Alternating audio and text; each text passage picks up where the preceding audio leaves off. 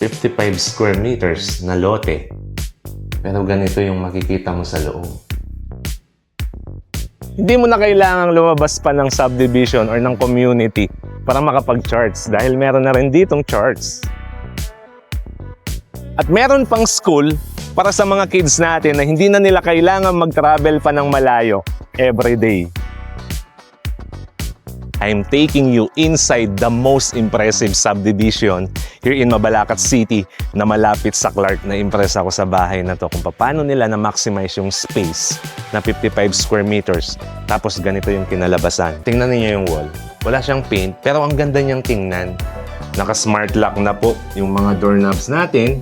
Included na po yan sa package. And meron po tayong dalawang CCTV cameras dito tsaka sa likod. Hindi ko ma-imagine na ganito yung itsura niya sa loob. Look at the mirror, guys. Isa siya sa mga nagpaganda dito. Literally, spacious talaga siya. Masasabi ko na maluwang siya. Within the 55 square meters na lot area, so na-maximize, very maximizes yung space. This will be your kitchen area. Okay? And yung modern cabinets natin. Okay, yung spacing, lahat ng mga, every corner of this house, masasabi ko talaga na na-utilize nila lahat ng space. Excited na akong umakyat sa taas. Tara na! Wow, meron tayong natural light. Meron tayong window dyan.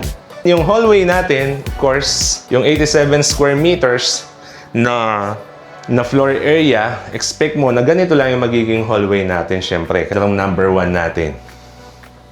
Okay? Meron siyang bintana for proper ventilation. Bedroom number 2, ganun din. Ibintana din siya. Spacious, actually, para sa ganitong klaseng bahay. Ayan o. Gusto nyong gawing loftable bed. Di ba? Pwede rin.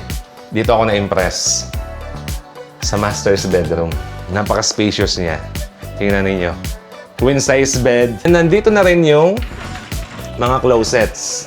Vanity kit ni Mami. Hindi ko ma-imagine na sa likod ng pintuan na to, may natatagong master's bathroom. The price is 4,250,000.